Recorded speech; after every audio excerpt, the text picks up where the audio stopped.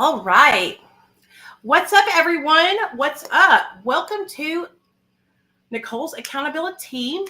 I hope you guys are all having a great Thursday evening. Let's get fucking ready to rock this joint. Okay, I'm gonna get on here before any of you guys get here, and I'm gonna share this video out. I would love it if you guys would do the same. Okay, help me share this video. Boop, boop. Let me go ahead and edit that link. It pops up automatically and it's wrong. So, hey, Allie, how you doing, girl? All right, you guys, I'm going to share this into our Discovering Nicole pages. And if you guys are in any other recovery pages, please do the same and share the video out. I'm really excited for Caitlyn to come on and share her story. So, I have just been working. I took Nate to the dentist today, got his teeth cleaned. So life is good, baby. Life is good. All right. Thanks, you guys, for sharing it out. Thank you for sharing it out. I appreciate y'all. All my mods, you know the deal. Let's let everybody know that tomorrow on Patreon we have our $5 tier and up relapse prevention Zoom meeting tomorrow night at 7. So let's advertise for that during this live. Also remember, Sherry knows I'm not monetized. So if you guys feel led and you want to throw your girl a $5 or $1 or $2, whatever, to PayPal, Sherry will have my PayPal linked during the live. And Miss Pixie will link my social media accounts during the live. I have linked Caitlyn's Facebook page. It is in the description box of this live as we speak. I did that ahead of time. Whoop, whoop. Oh, yeah, baby. And I'll go ahead and drop it in the comment section right now. If you guys want to follow Caitlyn on Facebook, you can do that. So let me grab that. Okay. So, I'm trying to do things ahead of time so that way I'm not caught up doing them during the live, you know? So here is Caitlyn's social medias. Facebook. There we go. All right, cool. I'm excited. So Caitlyn, she has a really good story. She was I don't know if she's on Suboxone anymore, but I know she was on Suboxone. And her CPS is actually called on her because of her Suboxone prescription while she was giving birth. And so we're going to talk all about that. You know, in some states, they do that, you guys. In some states, if you are on prescribed Suboxone, it does not matter. They will call CPS and open a case on you, which I think is complete and utter bullshit, you know. But anyway, I don't make the rules. You know what I mean? I don't make the rules. So we are just waiting for Caitlyn to get here. Hey, Sherry. Hey, Reality Bites. What's up, baby? Hey, Pixie. Hey, Lady Di. What's up, girl? Oh, good. Caitlyn's here. Hey, Caitlyn, I see you back there, baby. I'm about to bring you up right now, okay? I'm going to wait until you get comfortable, and then I'll bring you on stage. So whenever you get sat down, give me the thumbs up, and I'll bring you on, okay? Okay, cool. Okay. She said, whew, let me get her, y'all. I know how it is. Okay, let me move this. Okay, we're good. We're good. Girl. Hey. Don't be nervous, okay? Don't be nervous. You're going to be amazing. Okay. I'm really excited to hear your story. And so, okay, so you know how I normally do it with people? I just allow you to kind of tell your story. But what I want to do with you, I want to do it a little bit differently. So that way we don't get caught up on one thing. So first and foremost, I want to start out, and I would love for you to share with us what it was like when you were growing up and what was it that caused you to get into addiction? So take us from the day you were born until you started using drugs. And if I have any questions, I'll just ask you, okay? Okay. But you got the floor. All right. Well, my childhood was very normal. Had mom and dad and grandparents. Mom and dad divorced when I was maybe 2 or 3. Um, I never thought to myself like, oh, I wish that my parents were together. Like I never felt like I was missing out on anything, them being separated. Anyway, so my dad lived in California. My mom lived in Pennsylvania. So I was with my mom 90% of the time. I would go to California for summers and stuff like that. My dad struggled with addiction. He was addicted to meth for as long as I could remember. He struggled with meth addiction, and he got sober when I was about 13, I think. So he got sober. He moved back to Pennsylvania, and so I had him in my life from 13 on when he got sober. And I That's remember awesome. yeah, he did great. Yeah. He quit and never looked back. When you were, so I know because you were so young whenever your parents got divorced, so it didn't really like bother you. But when he came back when you were 13, how was it transitioning into having your dad around now? It was great. I mean, it was great. It wasn't a struggle to kind of, just have him in my life full time. It's kind of, my dad and I have always just been super close. So we just kind of jumped right into it. And it's crazy because my dad is a twin, okay? And so my mom didn't tell me that he was back in town until like he like got back in and got settled and stuff. And so my mom was like, I have a surprise for you. And one day she takes me to see my dad. And I was like, no, that's Uncle Bobby, which is his twin. I was like, no, that's my Uncle Bobby. She's like, no, it's your dad. Like he's back. It was just crazy. That's And pretty so, awesome, though, that yeah, he was able to come back into your life, and he came back after he got sober, so you didn't have to see him like in his addiction anymore. When you would right. travel to California to go stay with him for like summers and stuff like that, did you see him in active addiction? Did you know what was going on? Mhm. Like, how was that?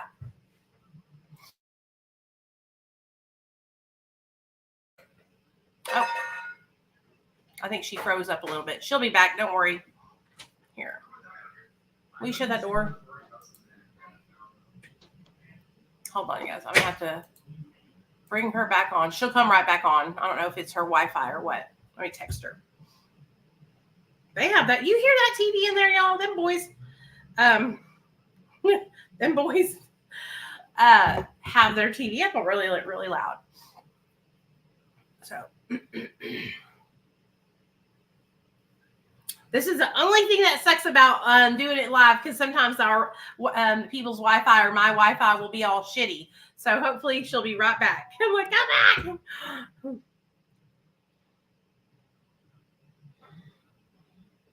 back. But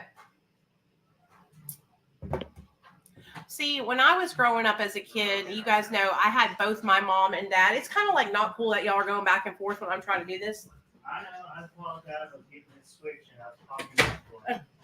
Okay, here we go. I know you're right. Okay, sorry. Okay. I think it was either my Wi-Fi No or worries. your Wi-Fi, but that's okay because it's not a big deal. Yeah. We play it by ear. We're gonna make it work. So tell us. Okay.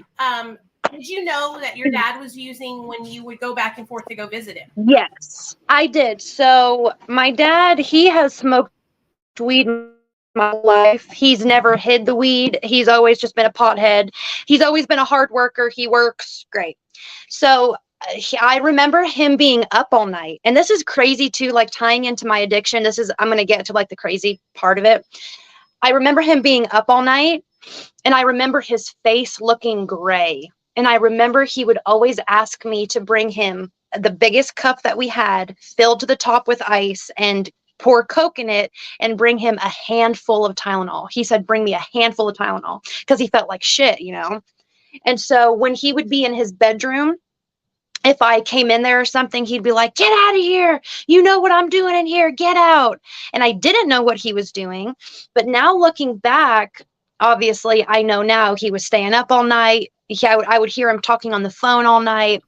And I remember the first time that I ever did meth, I smelled it and I said, holy shit. It came full circle for me. I was like, Yeah. that's what my dad was doing. I smelled it and it just, I never knew what that smell was.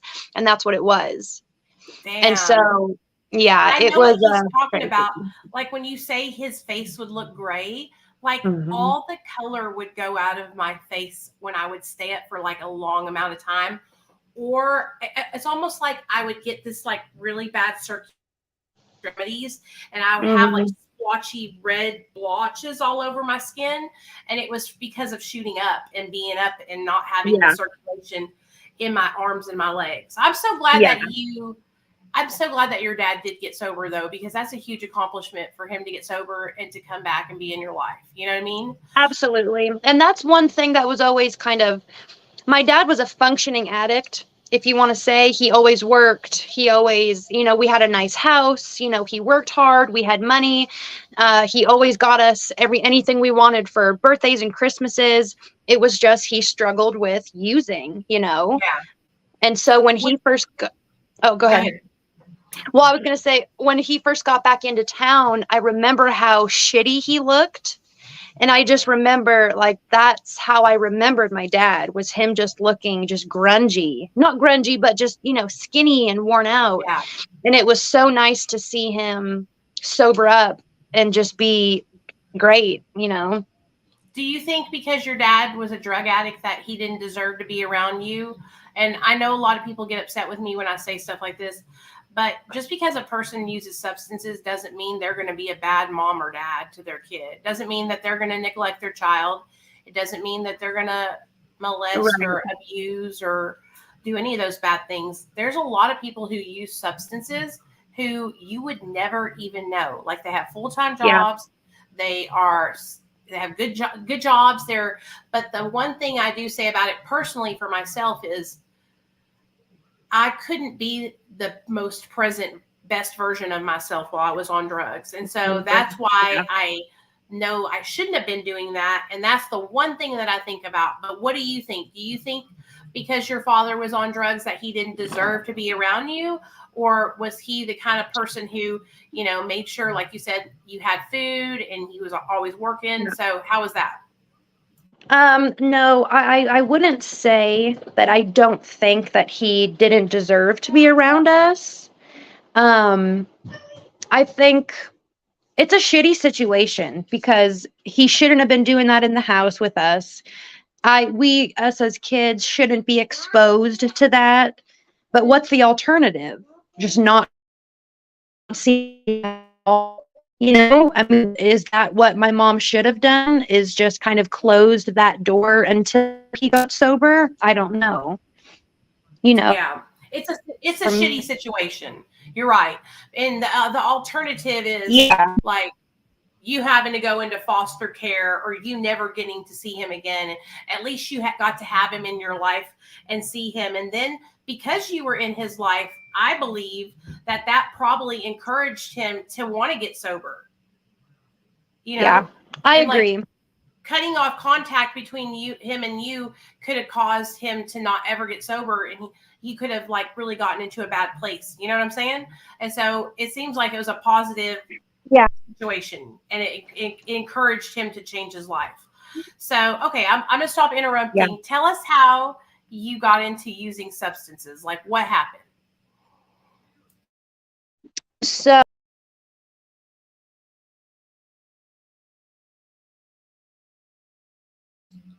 I think her wife, her data is really shitty.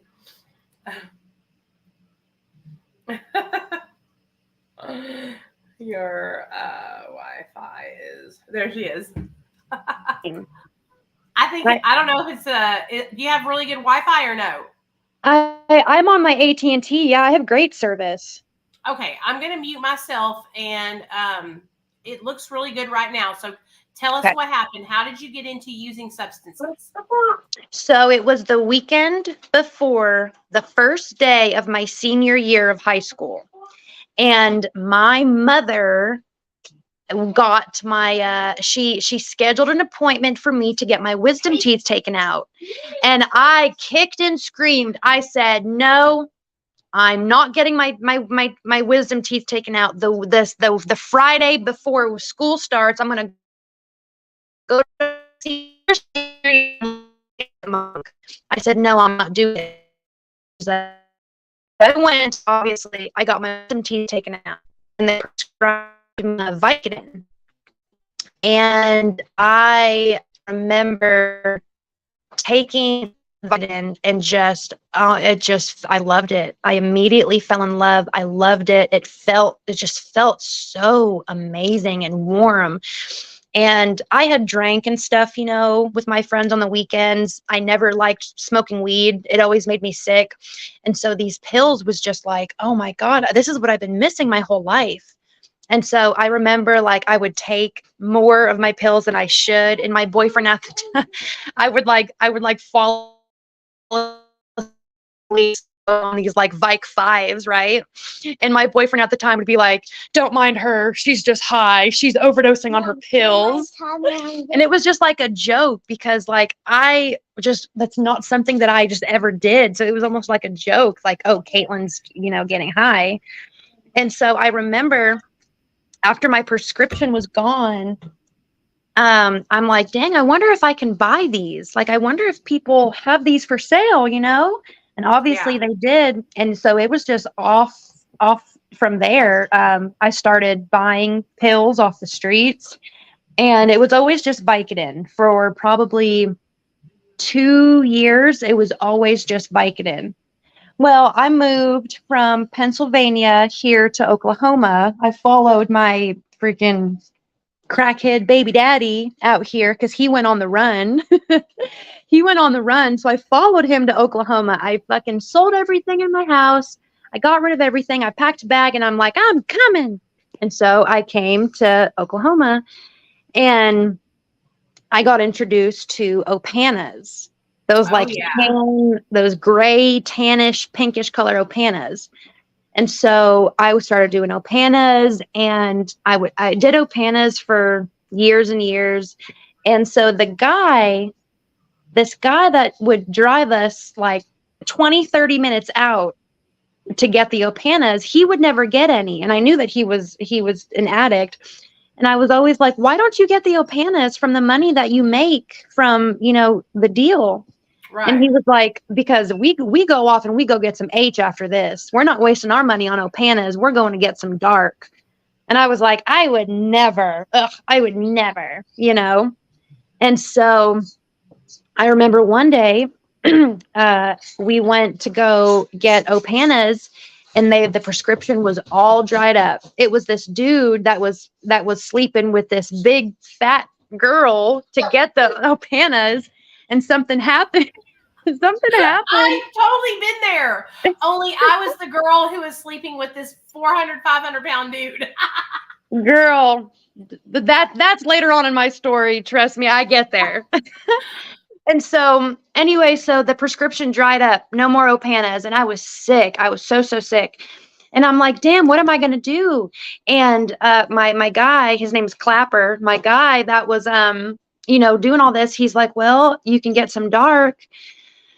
And that I had a decision right there. Do I want to turn this into that kind of addiction, But I was so sick. I swear I tried. It was we tried to find the Opanas early in the morning, and this was dark by the time that I had made the decision, because I knew I didn't want to do it.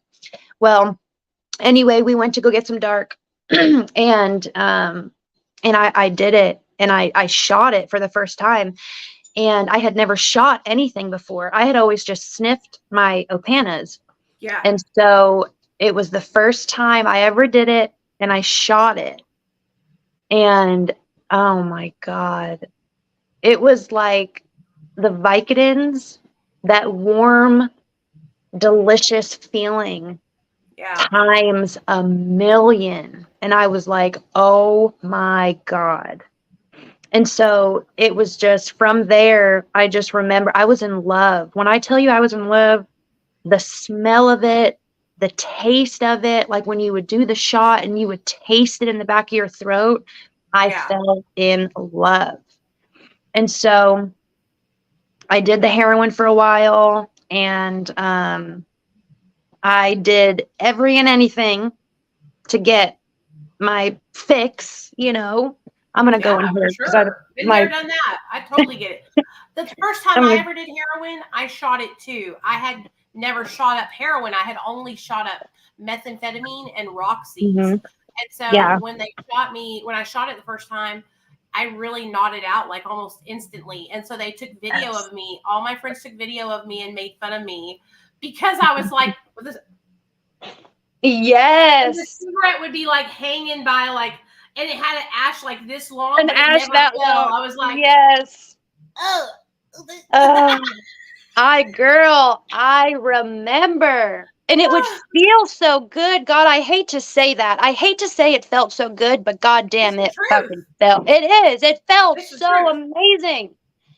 And so at this point, okay, so let me back up a little bit Okay. because my baby daddy that I followed here to Oklahoma, I was working as a home health aide back in Pennsylvania for this woman that had got into a motorcycle accident and she became a paraplegic. And she got Vicodin prescriptions and stuff. And she was like, down with the get down. And so she would always trade my baby daddy her pills for like cocaine and stuff. Right. And so he had known the patient of mine, whatever. Well, she had a boyfriend in prison, and the prison was like 2 hours away. And so there was another woman that worked there with me. She was like the main caregiver, and she also knew my baby daddy. And so they conspired together to break into this client's house of mine to steal her entire safe because this woman told him she's got Vikes, she's got thousands of dollars, she's got all this stuff. Girl, they broke into this safe using her own passcode to get into the building, and they broke into the safe. I think they got like a couple restaurant gift cards or something. Anyway, all of this was on camera. And so he had family here in Oklahoma City. And so he went on the run. And so when I followed him here, we were here together for about 7 months, and I end up pregnant. And so, yeah, I'm pregnant with my daughter, and Pennsylvania came and extradited him from Oklahoma City. And so they come and they've got their guns blazing. Get on the ground, get on the ground. They arrest him. They take him back. I'm 7 months pregnant, and I'm on Suboxone at the time because I'm going to get there later. I'm on Suboxone. I'm prescribed Suboxone. I'm sober. Life is good. He gets arrested when I'm like 7 months pregnant. Anyway, so he's arrested for like a year and a half. I'm here in Oklahoma City completely just by myself, all the way by myself. And I have my daughter, and I'm dealing with postpartum depression. Obviously, I'm alone. All my family and friends are back, in Pennsylvania. And so when my daughter was about 6 months old, I just kept having this overwhelming feeling. I'm like, I just need a break. I just need a break. Like, I can't do this by myself. I'm tired. I'm alone. And so I reach out to one of my aunts who lived in Florida, my mom's sister. And she's a stay-at-home mom. She's got 3 kids. She's just the most amazing woman. And I reach out to her and I'm like, hey, would you be okay with keeping my daughter for like a week, a few days? I just need some help. I just need to be by myself for a little while. And she said yes right away, booked me a plane ticket. I was on my way to Florida to drop her off like the next week, And so I fly to Florida, me and my daughter, I fly to Florida, and it was the most miserable night. Like, I couldn't stay there with her. I was just crying and crying and crying. And I flew back home to Oklahoma City the next morning, and I just remember, I think it was that night or maybe the next night, one of my friends had come over and we're just talking and stuff, and he puts this powder stuff on the table. And I'm like, what's that? And mind you, this is like the night after I dropped my daughter off. Like, it happened like that. And he was like, and or he put this white powder stuff on the table, and I was like, what was that? What's that? And he was like, oh, it's like cocaine and ecstasy mixed together. And I had never done either. And so I was like, well, I'll try it. And so I sniffed a little line, and it gave me a little tiny oomph, you know. It gave me just enough to where I was like, oh, let's get some more of that, because he didn't have any more. I was like, let's get some more of that. And so anyway, him and I drive over to some shitty motel, hotel, Holiday Inns, you know, and this hotel room is just popping with this gay black dude named Turtle who's fucking twerking all over the place and ass shaking, and oh, it was just, That it was sounds like fun. my kind of crowd. Yes, girl, Turtle Right there in the was middle. Turtle What was it, was though? a hot mess. Was it like, what was it that he gave you, Molly? It was mess. It was Meth. freaking meth. Hell yeah. He said And cocaine and what did he say? An MDMA He's- or? yeah, he said it was it was like cocaine and ecstasy mixed together, is what he said. Yeah, it was meth. Is superior to any stimulant. It's like the stimulant of all stimulants. Absolutely. And so that night was the first time. So I'm like, hey, do you have any more of that stuff? You know? Yeah. And they bring it out, and I was like, they put a line out, and I was like, is this gonna burn? And they're like, no, it won't burn. Go for it, girl. Get you some. I was like, oh my God. I was on fire. My fucking brain is melting as we speak. Oh, it was terrible. And I just remember all that night was just, it was just like a movie with lights and action and dancing and fun. And we had like went around to all of these hotels for breakfast that morning. They had like all these random key cards to all these hotels. And they're like, let's go here for breakfast. Let's go here for breakfast. And so we just going by and getting continental breakfast from hotel rooms, hotels that you didn't even have rooms at. Girl, twacked out of our minds. Twacked out of our minds, going and eating all this continental breakfast. And I remember I wasn't hungry. Like, all the food looked so good, but I obviously wasn't hungry. And so I remember going back to my apartment, and I was like, I had been up all night, and I never stayed up all night. I didn't know what the hell this was, you know? And so I just remember like laying in my bed, I was just tossing and turning, and I'm like, why can't I fall asleep? And they're like, bitch, you're twacked. Like, you're not going to sleep for the next 2 days. And so bringing that back to my daughter. From being a heroin addict and nodding and being in a constant state of sleep to where you cannot sleep. It's like your eyelids won't even let you close them. It's fucking crazy when you're high on meth. You're like, yes, that's exactly right. You're exactly right. It was such a different world, because going from the heroin world, people don't share their heroin. Okay. Right. You're not sharing heroin with people. You got your bag. I got my bag. I'm going over into this bathroom. See you later. Bye. And then meth was just, everybody is sharing their meth. Here, hit the pipe. Here's this, here's social. that. Yeah. Methamphetamine can be a real social drug, real social, real sexual, you know, like people. I used to get caught up in like hotel rooms with like a whole bunch of people, and there would be like porn on the TV for like 18 hours straight. One guy in the corner of the room, like trying to do himself in the corner in the wide open. You know what I mean? Yes. Like, smoking it and fast. Everybody's wild. It was wild. Yes. It's a lot different than being on downers for sure. Absolutely. So it was just such a different world than I was used to with the pills and the heroin. And then here, the meth is just, you're right. It's so social. It's so active. Everybody wants to do it together. And so I think that's kind of like, so to bring it back to my daughter, that week that she was supposed to be gone, 1 week, it turned into, I went months without calling. I went months without checking in, you know. And my parents had known about my pill addiction. They had always known about that. But I don't think that I told them about the meth until like way later. But it's crazy how fast everything happened. Like, I went from dropping my daughter off in Florida that night, doing that little sniff, and then partying all night with all these tweakers. And then it was like maybe a week into it, I had met this big dealer, big dealer. He was like doing big things, you know. And I remember he was doing the meth too. And he was like this really cute guy. He was so cute. He had his own house, you know. He was a tweaker, but he was just really cute. And anyway, I had met him, and I had probably only been using meth for like a week at this point. And so I go over to his house, and he shot it. And so I was like, hey, do you care if I like do my shot of heroin over here? You know, he's like, yeah, go ahead. But you know, you can shoot this too, right? And I'm like, no, I didn't know that. And so he's like, yeah, here, like, let me hook you up.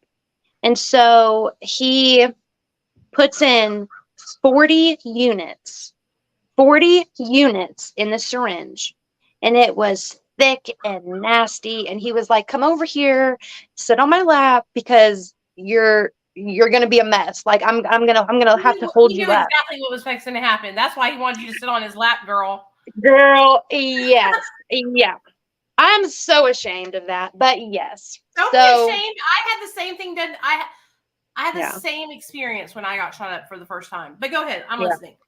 So I go over there and I do it. I do the 40 unit shot, and I just remember it being the strongest, most powerful orgasm I had ever had in my life. Like, I swear to God, like, my panties were just dripping, soaking wet, dripping. Like you peed on yourself. And you think you peed on yourself. Yes.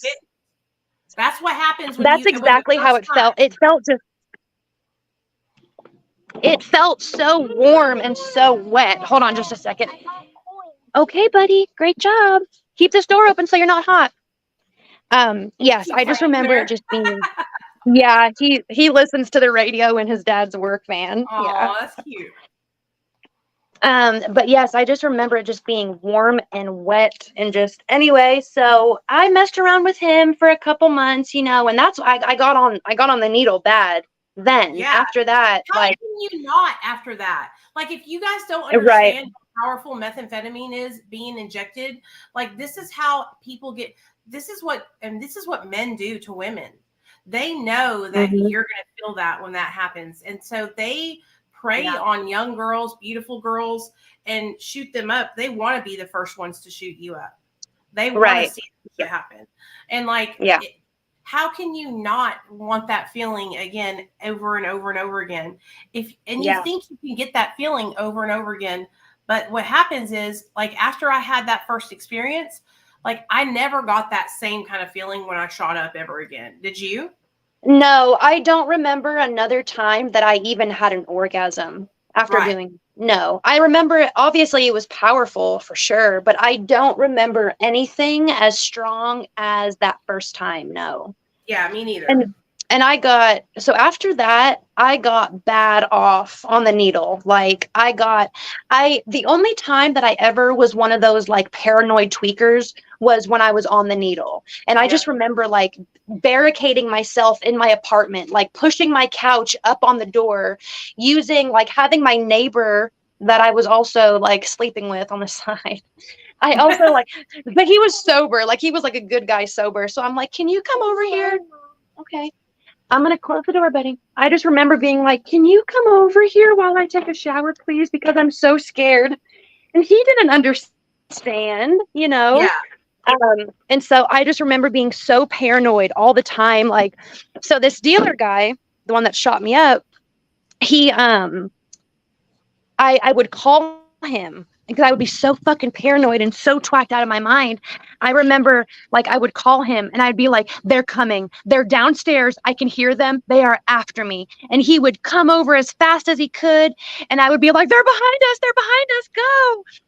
And so he would like pull into a store real quick, and we would go into the store, and I would like whisper to him, I'm like, they followed us in the store. They are right there in the next aisle. Like, I see them. Just twacked out, girl. Yeah. And so, Oh, you would be so you hallucinated a lot. What were like when you would have hallucinations or paranoia? What were your hallucinations or paranoia? What did you see the most? I guess just people. But that paranoia was honestly just very short-lived. I rarely ever got into that paranoia. It was just maybe a few times, like in my apartment alone.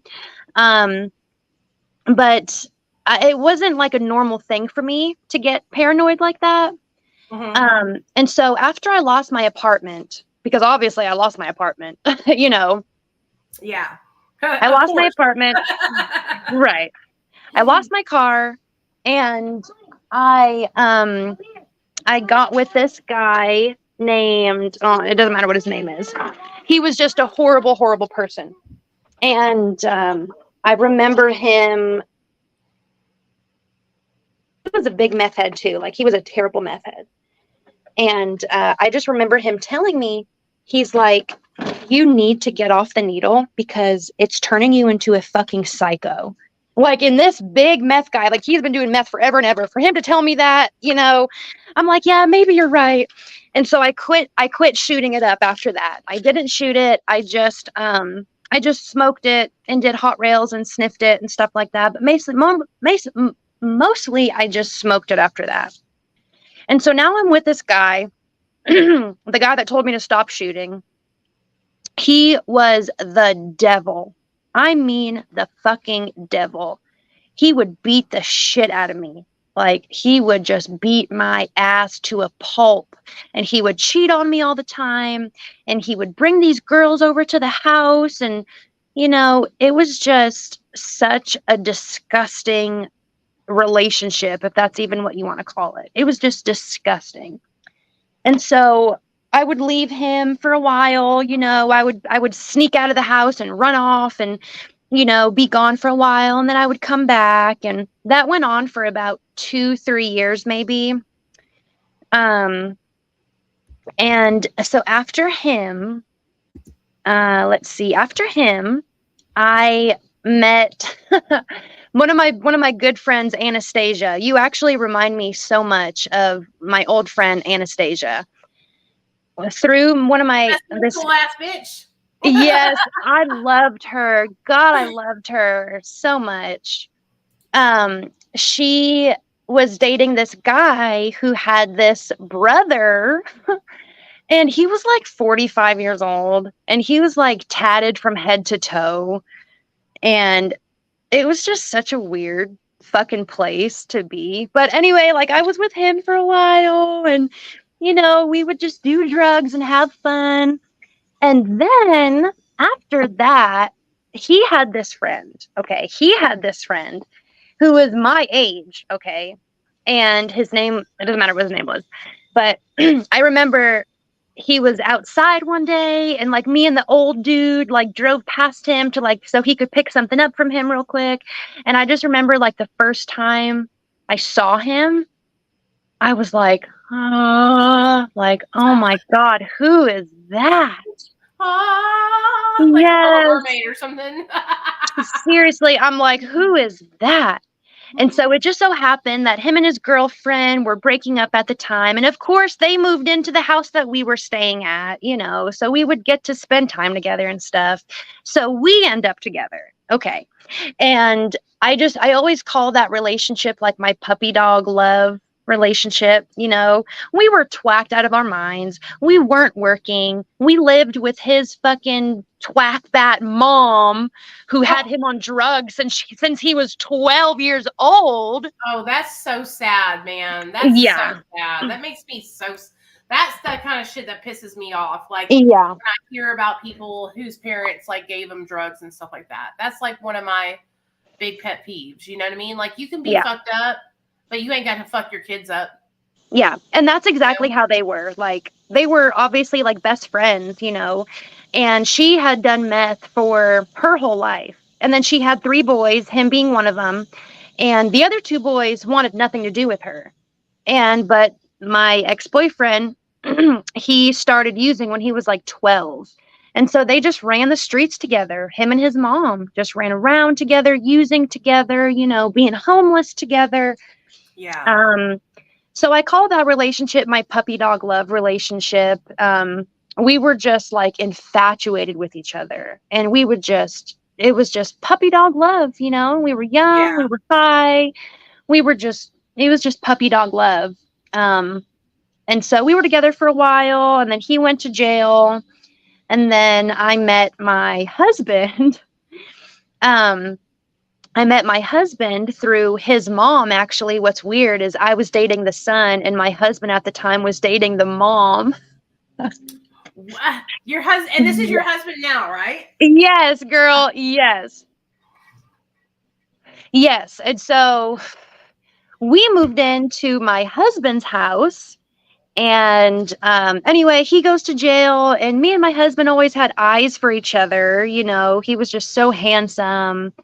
And anyway, so we get together, and he has struggled with addiction off and on his whole life, but it's not something that he's ever wanted to do, you know?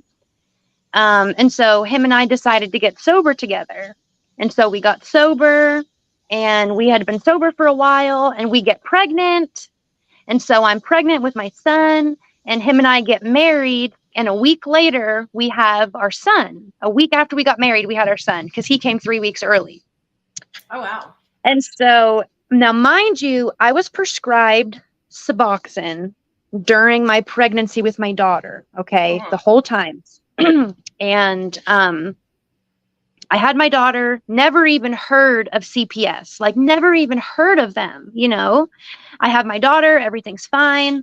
Well, I have my son, and 3 days after and I was prescribed Suboxone my entire pregnancy with my son. I was prescribed Suboxone. And so I was seeing my regular OB, and then I was also seeing my Suboxone doctor once a month, you know, to UA and to get a refill on my subs. 3 days after my son was born, CPS came in and removed him from our care. 3 days after he was born, because of my prescription to Suboxone. They did a umbilical cord blood testing, which goes back 6 months into the pregnancy for drugs, and they never found anything other than the Suboxone. So that was just, I mean, if I was still struggling with addiction at that time, that is something enough to fucking set you over the edge. Oh, for sure. You know. Sure. Why did they do that? Why didn't they just say, hey, we see you're on Suboxone. We need to come by, check the house out, do a safety plan or whatever? Why did they just come in and remove him like that? They found in our case that it was the highest level of intervention was needed, is what they said. The highest level of intervention, which is the removal, right, is what they thought necessary. You know why? It's because he was a newborn baby, and they probably thought they were going to be able to get that baby and give it to somebody else. Do you know that they get $60,000 in funding for having a newborn baby? $60,000. And what's crazy, so obviously I brought up my daughter. I'm like, I never even heard of CPS when I had my daughter. And the case, the detective woman said, oh, well, I guess you must have just slipped through the cracks. Your daughter must have just slipped through the cracks. Slipped through the cracks for my prescription medication. I haven't even been in active addiction for, years at this point. And y'all are like, I do not understand. What about regular people who take medication and have to have medication? Like, how do they justify just coming in and taking people's kids like that? Like, I do. Yeah. I see it so much now on social media. TikTok is set. I know a lot of people don't like TikTok, but it's really a fucking blessing because regular people like us can get on there and tell these fucking stories of these state and government agencies that are coming in and overstepping their boundaries. So basically your kid got taken from you over your prescribed medication. My prescribed medication prescribed the entire pregnancy. And that's obviously that's what we were saying at first too. Like when CPS got involved, we were like, well, can't you guys just come to the house? I mean, you guys can come into our house every week if you want to. Like come into our house every week. Do a fucking welfare check or whatever you need to do. Yeah. And they just denied everything. They denied every family member, every friend from stepping in and taking him. They denied everything. And it was just sick. That's what happened to me and Neil. They denied our family members to step in and take our son that was a baby. He wasn't even 1 year old yet. And so that's when I knew, like, they didn't give a fuck about the welfare or the better interest of my son. That it was more about them taking my son and being able to place him somewhere to get money for him. It wasn't, they didn't care about his well-being. If they cared about your newborn child's well-being, they would have placed your child with the next of kin, somebody close to you. You know what I mean? Absolutely. Like, yeah. Hold on just 1 second, okay? Okay. That causes trauma for babies, you guys, when people take when the baby gets taken away from mother or father, you know, especially newborns, they might not be able to voice how they feel, but that is trauma that baby is going through, and their body remembers that and feels that trauma. And that's why, like my little boy, he struggles with anxiety really bad, and I truly believe it's from traumatic events being taken from his family. Oh, it pisses me off. Sorry. It makes me really fucking mad, you guys, because a person like Caitlyn, who was prescribed medication, there was no reason why her kid should have ever got taken away from her. But are you ready? I agree. Yes, sorry. I agree 100%. And so what ended up happening was they took my son from the hospital. And the shittiest part about it is that, like, I was going there every day to see him. Obviously, I was going there every day to see him. And one day I go to see him, I go to visit him, and they're like, oh, he's not here. The foster parents came and picked him up and took him. He's not here. And I swear at that moment, like, I could have just gone full force crazy mode, because how sick do you have to be to let a mother come visit her child in the hospital and not even give her a phone call and say, hey, you've been dealing with this CPS case. I just want to let you know that the foster parents came to pick him up today. So don't waste your time coming down to visit him. Not a phone call, not nothing. And I just remember going out into my car. Cannon, Bubby, I'm online. I remember going out into my car and just breaking down, just crying, just bawling my eyes out. And so I called the detective lady that we were dealing with. I called her and I said, why didn't I get a phone call that my son's not even here anymore? Where is he at? Can I get a phone number? Can I get an address? And she laughed. She laughed and she says, that's not how this works. She laughed. That's not how this works. And I was like, wow, okay, so how does this work? And of course, she gave me the whole spiel of, you know, you've got to do this, you got to go to the classes, and then we can start visitation. They started us off with 1 hour a week visitation. 1 hour a week. I remember how it went. It was horrible. And when you have a newborn or a small baby, like, you should be able to spend as much time as you can with that baby. And it's horrible. It was taking a kid from their parents. Like, I'm telling you guys, this is why when people comment stuff like, call CPS or I would do this, like, y'all have no idea. Like, if you're calling CPS, it better be for a fucking good reason. It better be because you saw with your own fucking eyes somebody doing some fucked up shit. Because I'm telling you, CPS is fucked up. Okay? It's fucked up. I mean, you don't want a kid having to go there. It fucking ruins people's lives. And I don't think people understand. Like, I've talked to kids who were in bad family situations, that got put in CPS, and they would have rather Mhm. stayed in a bad family situation than go to CPS. That tells Yeah. you know? Yeah. I know. It really, it hurts me when I see people commenting, "Oh, call CPS. I'm calling CPS." It pisses me off too. It Yeah. does. And I Because they don't know. understand maybe CPS intervention is needed in some cases. Sure, I can agree with that. But you have to think, you are removing somebody's child from them. Yeah. Somebody's child. I mean, that should not be taken lightly. Right. And it's not something that should just be, well, this is my opinion. I don't think that one person's opinion should trump anything to do with taking somebody's child away from them, you know? And so, of course, we fought tooth and nail. We fought and fought and fought for 8 months to get him back. We fought, we did the 1 hour visits a week, you know, and just kept our mouths shut. We did the parenting classes. We did the, you know, the home visits. We did everything. And I remember it was April 14th, I think. April 14th is when he got dropped off by the foster parents and never to be picked up again. You know, he was home Did you ever for meet the good. foster parents or get to talk to them?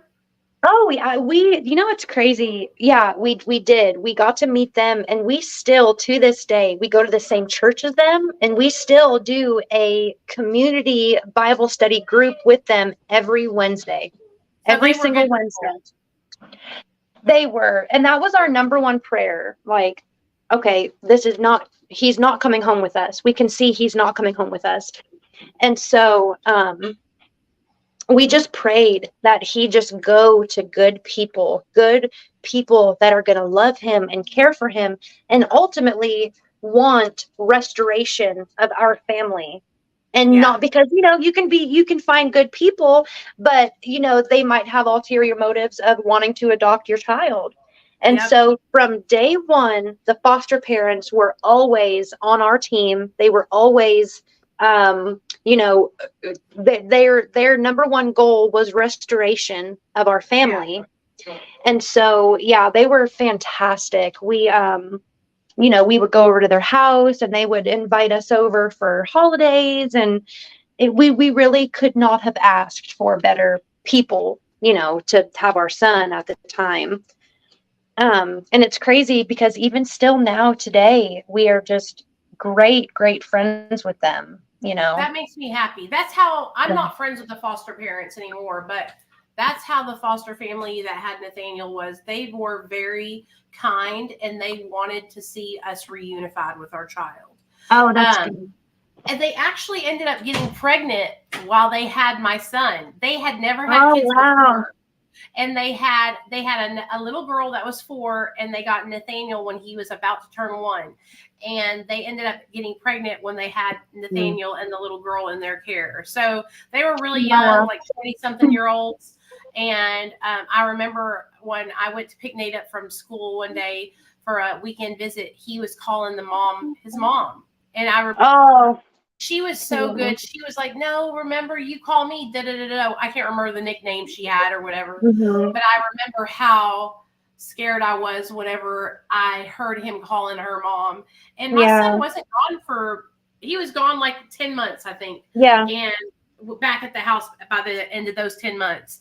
And he was staying the night with us on the weekends by like our 6th month in care. Yeah. But it was such a devastating experience. It was devastating to see your kid being taken care of by somebody else when, you know, it's horrible. I don't. You know what still grinds my gears now? What? Oh, well, I was going to say okay, they just invited us to their son's birthday party because, you know, we do birthday parties and stuff together still. So we were at their son's birthday party. And this woman comes up to me I've never met before. And she says, "Oh, your son, he's just so gorgeous. I remember him when he was a tiny baby." And I was like, "Who are you? How do you, you know?" And it just, I have got comments like that from like their people, like being around their family and friends and stuff. And just hearing that, it just hurts. It hurts. Yeah. I'm glad that he was around good people, but it's just such a like a memory like trigger to me, like, oh, I remember him when he was just a tiny baby. And I'm like, who Yeah. are you? You're like, I should have been making memories with my tiny baby when he was a Yes. tiny baby. Yeah. Yeah. People don't understand. Like, it is scarring a woman to have her child taken from her, and to have your baby taken from you, like at birth, like that is just. I always tell everybody that I thank God every day that Nate got to come home with me, because if he didn't come home with me when he did, I probably would have went out and used drugs and never got sober. I was just going to say that. I don't know how you did it. I don't know how you did it. I would have died. I was just going to say that, like, so obviously I had just had him. So there was no time for us to bond with each other. But I don't know if that hurts worse, or having him for a year and having that bond and that every day taking care of, and then losing it. I think that would be worse, honestly. Oh, I was fighting like a bitch out of hell. You should have seen me. I remember, I'll never forget it. The caseworker, I had to hand him over, and I looked at my caseworker and I was like, take me to fucking detox, bitch. I was pissed. I was a fucking hell on wheels when I was high. Okay. Y'all think that I'm fucking crazy now. Y'all should have seen me when I was high. Oh my God. Yeah. And see, that's the thing too, is like, I don't think that, now that brings me back to like what you said about my dad. Like, do you feel? Oh, it's in there on the bed. And so is Daddy's phone. Okay. Sorry. Nate wanted the phone. Do you feel at the time that you weren't deserving to be around your son? No. That's what I always talk to everybody about me and my husband when we were in active addiction. The only reason why my son was taken from me, I'm going to be straight up with you guys, was because my best friend called CPS because she was mad at me. I would have never lost custody of my son if it wasn't for someone in my inner circle getting angry at me. That she was on drugs too. We were both high as hell, and we had a fight. She owed me $30. She didn't want to pay it back to me. So I went and collected it from her boyfriend. Me and my husband went by her boyfriend's work and got it. And she got really mad at me, and she said, I'm calling CPS on you, bitch. And then she did that. Oh my God. So no, that's crazy. My husband, we lived with my mother and father-in-law. So for the first year of Nathaniel's life, almost the first year, we lived with my mother and father-in-law in the old house that we used to live in. They moved out in May of 2015, and my son was taken from me in July of 2015. So honestly, I was never alone with my son. If I was high on drugs or I was not able to function, like, I would just call my mother-in-law upstairs to get the baby, or I would go downstairs and say, hey, will you watch Nate for the day? Because me and Neil are going to go to the gas station. And then we wouldn't come back for 6 hours or some bullshit like that. You know what I mean? Yeah. So we were at the end of our run. Me and Neil were trying to get sober. After we gave birth to Nathaniel, he had a job. I had a job.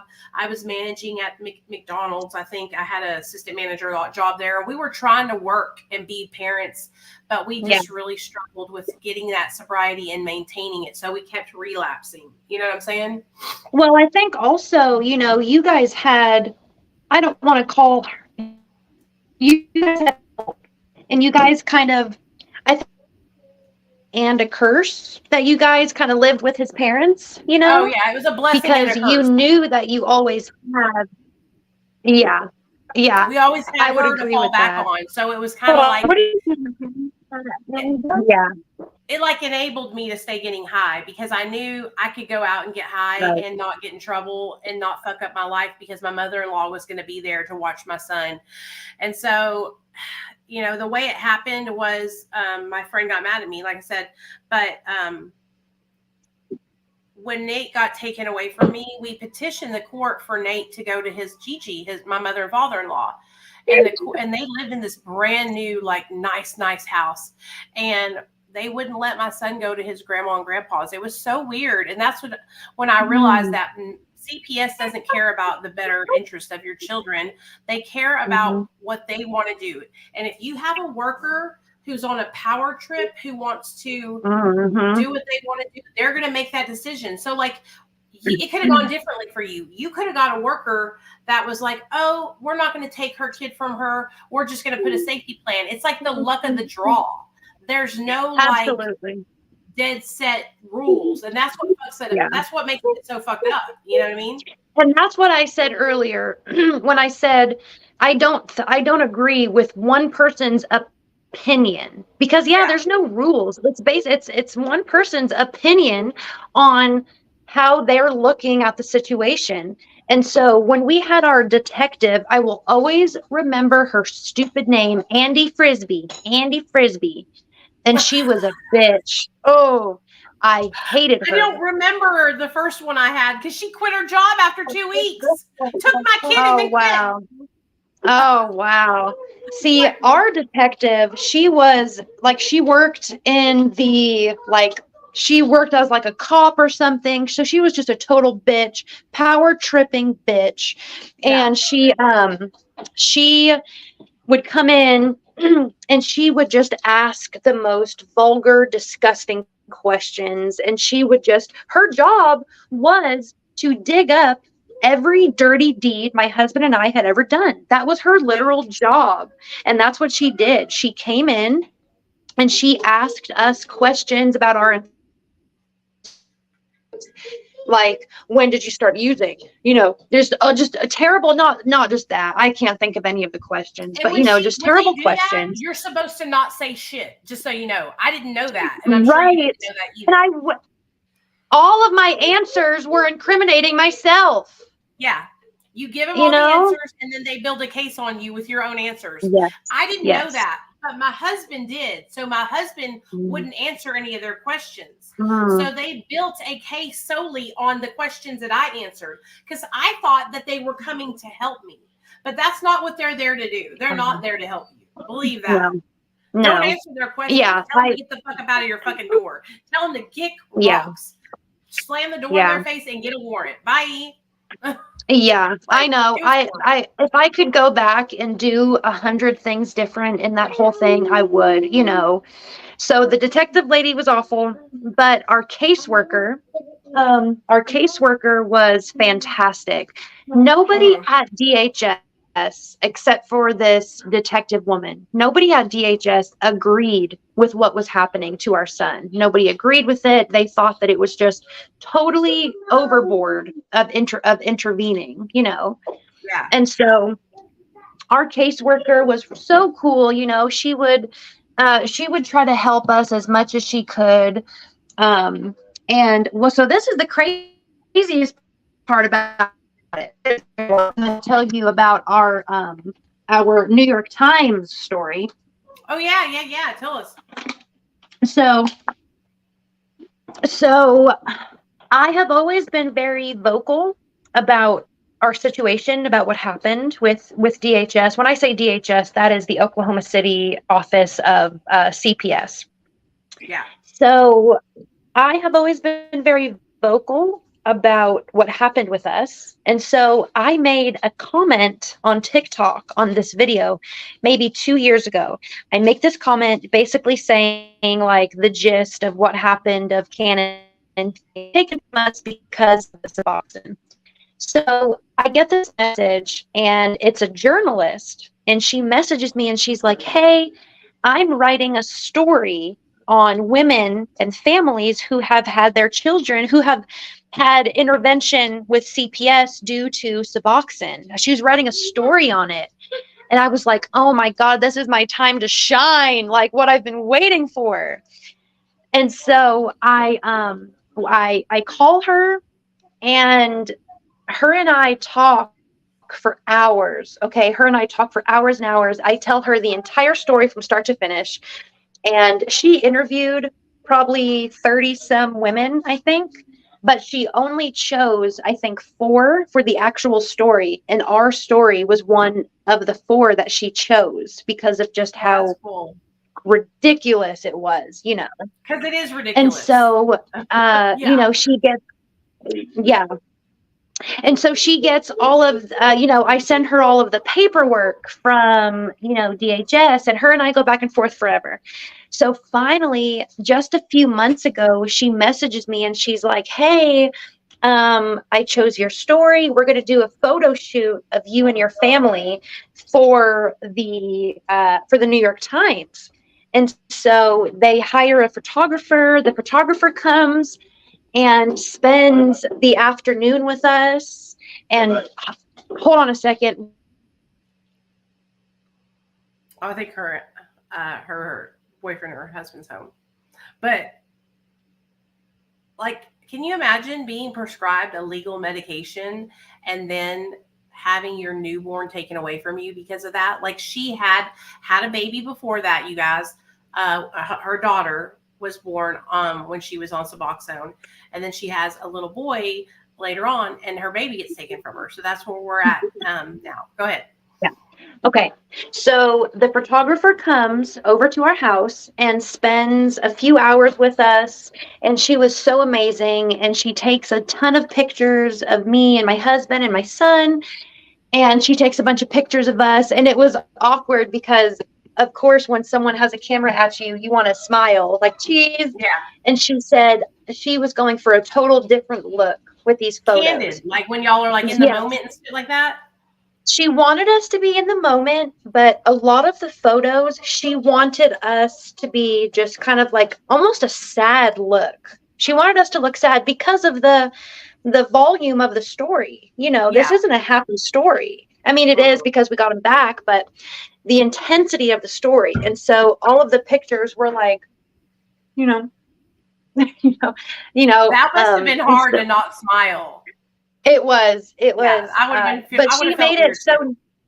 But she made it so natural. Like she's like a natural born photographer. So she just knew the moments to get, you know. And so she comes over, she does the pictures, and our story is published in the New York Times. It got published back in May. It got published. You'll have to send me a link to the thing so I can share it on this video, please. Will you do that for me? Oh, yeah, I absolutely will. Okay. Well, you have to pay for the subscription to New York Times, so I'll send you like the screenshots I have of the story. Cool. Yeah, so I can post them on my community tab. Yes, yeah. And so we do the story, the New York Times story, okay? And I'm reading through this story, and it's like deja vu of what happened with us being prescribed a medicine, and your child gets taken because you followed doctor's orders. Yeah. I mean, what? That's mind blowing. It's because it's the luck of the draw. It's because people are allowed to make, these are decisions about people's lives. Yeah. The person who makes that decision, they need to be highly educated on the disease of addiction. They need to have like, the people who are making these decisions are social workers. Right. No offense if you're a social worker, but like, I could be a social worker. I do social work all day long. That's what I do. You know what I'm saying? Like, can you imagine like just a regular person basically being in charge of making the decision whether or not you lose your child or not? Okay? Yeah. Like, and then I know. You have women who may not like you. Let's say the lady saw the Caitlyn and thought, oh, I don't like her. She's pretty and blonde. And then they take your kid. That's literally how easy it is. Oh, it's so bad. It's so bad. Yeah. It's sick. It is so sick. And so I think here's kind of how, like, where I have a little like difference of opinions at. Suboxone is a controversial medicine for whatever reason. People think that you're just swapping one addiction for another. I think it's all how you go into it. If you're the first, I'm rolling my eyes. Because the thing is that when you first start doing Suboxone, it is strong medicine. It'll fuck you up. But when you're doing it every day as prescribed, you do not feel a thing. You At do all. not feel a thing. Nobody can tell me if I met a random person on the street right now, they would not know or think I was on any kind of opiate. No, not at all. Can't tell at all. No, you would not. And that's anybody that takes their Suboxone as prescribed every day. You would not be able to look at that person and say, oh, you're strung out. You're strung out on an opiate. No, you wouldn't. So how can you tell what I me believe? that it's just... I believe a lot of people that make Suboxone have a bad name are other addicts who abused Suboxone or took it before they were ready to get sober and then decided to quit it cold turkey and felt like fucking dog shit because they jumped off at 24 milligrams cold turkey, or people that have watched other people in methadone clinics abuse their methadone, take Xanax and methadone, and they've seen what those people go through, and they automatically tie that to Suboxone. And most of the times it's other addicts that really fuck it up for us and make such a bad name for subs because they tell tall tales. Like there's this guy on TikTok, he's constantly rapping about Suboxone and calling it subtoxin or some shit like that. Yes, Nate Graves or something. Matt Keegan. And then he goes in his story and tells everybody, I was manipulating my doctor to get 3 subs a day. Well, Matt, right. I wonder why you struggled, baby. Right. That's why it wasn't successful for you. Right. If you go into anything, I mean, anything can be abused, okay? Suboxone can be abused. It's how you go into it. When I was ready to get into Suboxone for the right reasons, because I wanted to be successful, I succeeded. Yeah. You know? It's when you're ready to make a change. But don't come online talking shit about a medication when you know deep down inside you manipulated your doctor to get on the highest amount. You were selling it to other people. You were shooting other drugs or taking whatever you were doing. But then talk about how horrible it is. And that's what I see all the time. And when you can finally sit down with these people and talk to them and you say, well, did you take it as prescribed? And they're like, no, I was taking like 7 8s a day. Okay. Did you taper to get off? Oh no, I jumped off 32 milligrams cold turkey. And you're like, no wonder you had such a horrible fucking experience because you didn't listen or do it. You didn't listen. You didn't ask for help. You didn't. It's like, that infuriates me because I'm all about the honesty. Okay, I'm all about honesty and truth. And so it would be like me coming on here and saying methadone is horrible because I fucking abused methadone. Yeah. I took all the methadone I could like I was a fucking Pez dispenser, as many as I could until I was fucking nodding out. That doesn't mean that methadone is horrible. That means that my dumbass abused it. Exactly. I totally agree. Yeah. I know Suboxone is controversial and I just think it's just crazy. I think it's ignorant. It's ignorant to think that Suboxone is swapping another drug for an addiction for another, and everybody's different, for some people to say, oh, well, you've been on it for too long. Why are you on it for so long? Everybody's different, are there shitty doctors out there that want you on it forever? Sure. So what? It's up to you, and I've been on a taper now. Like, let's see, I started at 16 milligrams. And now I'm down to 3 milligrams, I think. And I'm comfortable and I'm happy and I want to get off eventually. I want to get off soon, I'll say, but it's not the first thing on my list of things that need to be done because it's not negatively affecting me, Right. No, that's what I keep telling people. Take your time. Okay. There's no reason to rush. I just recently got off my mental health meds and I've been off of them for like 90 days or something. And I feel better than I've ever felt but I did it when I was Oh, ready. wow. And my body was telling me I was ready. My mind was telling me I was ready. And guess what? It was so simple. Yeah. I didn't have any withdrawals. I haven't had any problems. I have felt so good. I just titrated down really small and walked off of them really easy. And it was because, though, I was fully ready. I wasn't obsessing over taking them anymore. I wasn't focused on being depressed. You will know when it's time for you to walk off Suboxone. You'll know. Yeah. I promise you'll know. I truly believe that. That's why I'm still on the little piece I'm on, because I know when I'm ready, my mind, my body, everything will come together, and I will be ready and slowly taper off and then walk away. And it doesn't have to be this like huge issue and negative experience. Like, take your time and listen to your body and listen to your mind. Like, I've made sure that I had no stressors. Like, I wasn't stressed out about bills. I wasn't having arguments with my husband. I didn't have a bunch of, I did it during the summertime before Nate started back to school. And now look at me. I'm good to go, baby. Yeah. You know?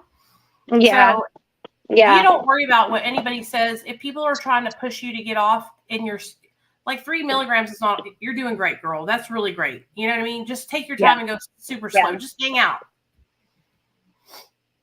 Yeah. And that's how I feel. And I'm happy with where I'm at, you know, and my husband has negative thoughts about Suboxone. I mean, he was on Suboxone, and he is so sensitive to everything. He's sensitive to lotions and freaking everything. So there was a couple negative side effects that he experienced with the Suboxone, and so he was on like he was taking crumbs, crumbs. Mm-hmm.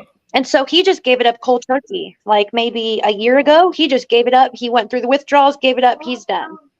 And so I always have him in my ear. You need to get off it. You need to get off of it. And it's like, I will when I'm ready. Right. You know? He cannot rush you. My husband's on Suboxone also. And I tapered down really low, and he's still on the same amount. And I have learned that, like, pushing the way I do my sobriety onto him, it's the worst thing that I can do.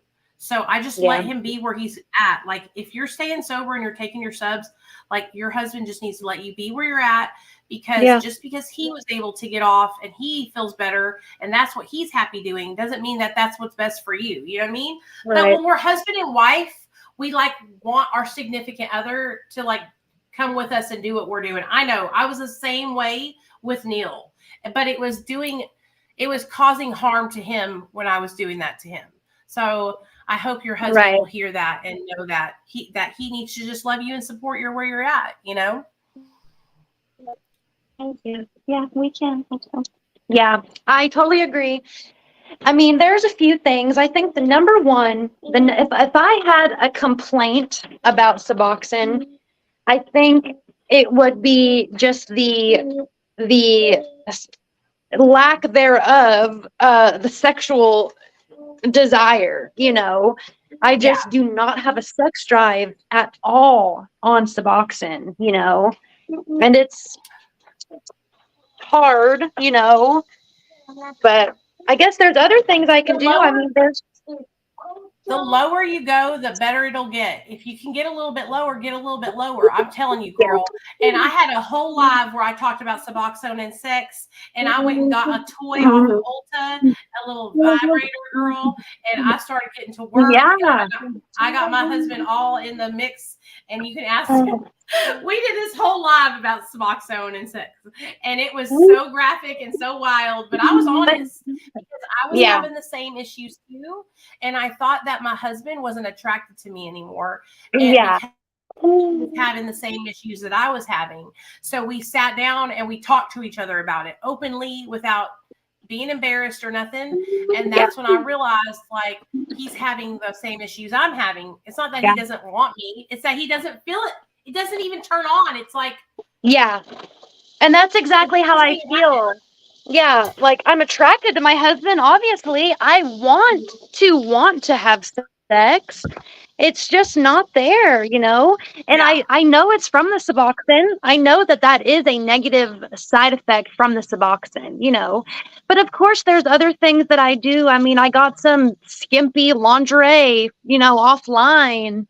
And you have to learn how to work around these things because of Yeah. the bigger picture, you know? Is his sex drive back? Does he have one? Oh, yeah. Oh, yeah. Yeah. Okay, so that's hard when it's like he's on one and you're not. You know what I'm saying? So like, Yeah. I'm telling you, like, if you could, because it happened with me and Neil. All of a sudden, I was like ready to have sex with the wall, and he's like, what?" You know, Yeah. he didn't have Yeah. it. So like, I'm telling you, I don't that when I got down lower, I'm like at a half a milligram. I have a sex drive. Like I have a sex drive, Okay.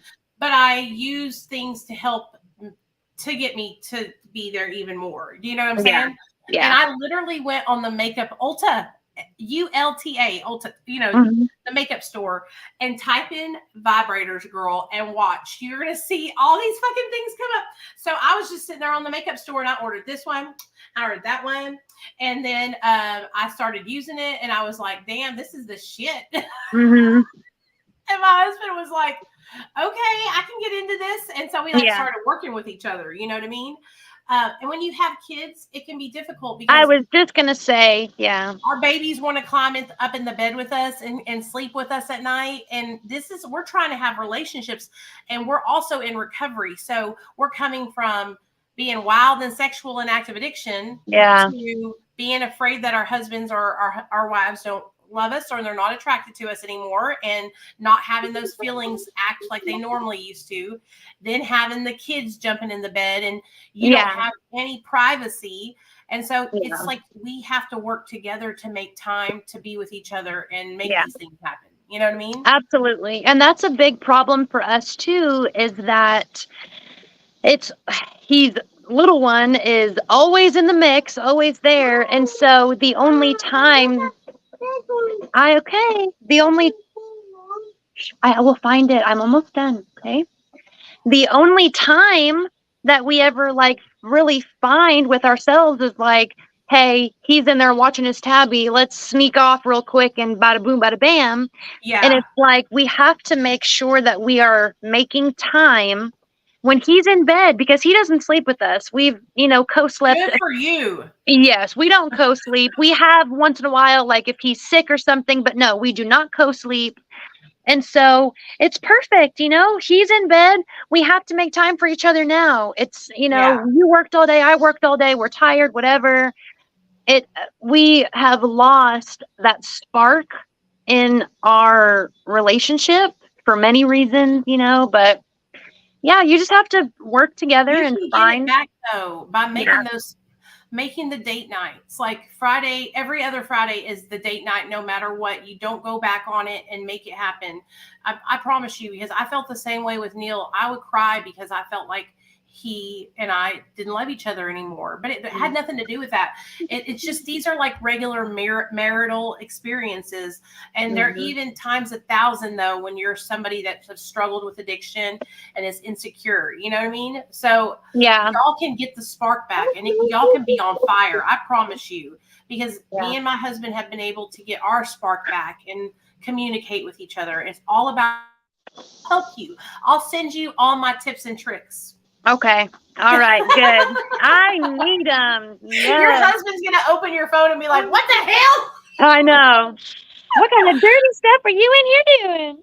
Yeah, I You wanna love say having hi, you buddy? on. Hey, buddy. What Yes, are you this is doing? Shannon. Bubby, say hi to the world. Hi. You're a good-looking kiddo. You know that? You got a good tan on you. Can you tell him your name? I'm Cannon. Cannon. You are gorgeous. You're gonna be a good-looking kid when you grow up and get all the girls, huh? Oh, yes, this is little. Okay. Oh, in a minute. Yes. Yes, this is Cannon. This is who we fought tooth and nail to get back. And I have been a helicopter crazy psycho mom ever since because it's just so I don't blame you. traumatizing, you know. So Yeah. I homeschool him. I homeschool him. I'm homeschooling him for preschool, and it's just been great. It has just been so, so great being able to teach him. There's a plane going by. Hold on. That's smart, though. Listen, the school system is just getting worse and worse and worse every year. So there's nothing wrong with wanting to keep your baby home and protect him and have him homeschooled. You know what I mean? I totally understand. I get scared. You can ask my people, I have PTSD from CPS. Yeah. So I'll get a letter in the mail from the school and I automatically think that it's something to do with something bad. You know what I Yes. mean? And that's like my biggest fear is that right there. And like, I mean, I've always wanted to homeschool. So that's not the only reason why I homeschool, but I am just terrified of him like falling and getting a bruise or, Yeah. oh my God, 2 years ago, he had just learned how to walk and he was out here on our front porch and he tripped and fell and he busted two of his front teeth and one of them got infected, so he had to get it pulled. And I just remember being terrified to take him to the doctor because he chipped his front teeth, because you just don't know. What if somebody looks at us and they're like, you just don't know. I know And the feeling. I know how yeah. you feel. I really do. It makes me sad because we shouldn't have to be afraid to get our children medical care. Right. But that's how scary it is. I know exactly what you're talking about. Yeah. Exactly. It's terrible. And so I just want him here with me. Like I just want him. I know that he is safe with me, Yeah. But I've proven myself these past 5 years that I've been sober. I have so beyond proved myself that I am a good woman and I am a good mother, so I shouldn't live in fear. Right. Right. You are. And everybody that is watching this video can see that. You know what I mean? How much you care about your son. How many people are on here? Can you see? 60 right now. And Oh 60 my on God. YouTube. Wow, that's crazy. So, and I shared it to like 20 or 30 Facebook groups. So people will watch it, as time goes by and stuff like that. Okay. I really appreciate you coming on and being so open and sharing so honestly Yeah. and transparently about like your experiences, because it has going to help people to understand. You know what I mean? I really, really appreciate it, and I would love to have you on for like maybe like a year from now or 6 months from now, like a check-in to see how you're doing in your sobriety or how you're doing on your Suboxone and your sober sex. Okay. So we should have, what I'll do is I'll let you go because I know you got to get take care of your husband and your kid, but I'll text you after this and we'll schedule out one for a couple months from now and talk about how you're doing with the subs and all that good stuff. Okay. All right. Sounds good. So much for coming on. I linked your social media in my description and on the page, but will you please send us your New York Times article so I can share it also? Yes, I will. I will send you the screenshots of our story. Yep. Thank you, girl. Is there anything you want to say before you go? No, I don't think so. No. Okay. Thank you so much. I love you. I'll talk to you later. Okay, Love baby? you. Bye. Okay, guys. Ooh. So that was Caitlyn. I got a little emotional there. I know exactly what she means. I know exactly what she's talking about. Being afraid to go to the doctor. Being afraid that if your kid gets hurt, that they'll take him away. That's the worst feeling in the whole wide world, to be afraid that that can happen. But that's how it feels after you go through an experience like having your child taken from you by CPS. That's exactly what it's like. I took Nate to the dentist today to get his teeth cleaned, and I was so worried the whole time. The whole time. I'm at a dentist appointment. Of course, he did great. He had no cavities. He has a slight overbite, but he still has 12 more teeth to lose. So I think it might correct itself. We're going to see. And he has that little gap right here. But like, that's what it feels like. It's like, it's very scary to know that if your little child breaks their arm or gets hurt, that a medical professional, if they're having a bad day or they don't like you that day, can basically get your kid taken from you, and look what happened to Caitlyn. She was taking her medication as prescribed. She was on treatment to treat her opiate use disorder and doing well for years. and had her newborn baby taken away from her. And I had to have her on to tell you guys that story because so many people don't understand like how fucked up CPS is, you know?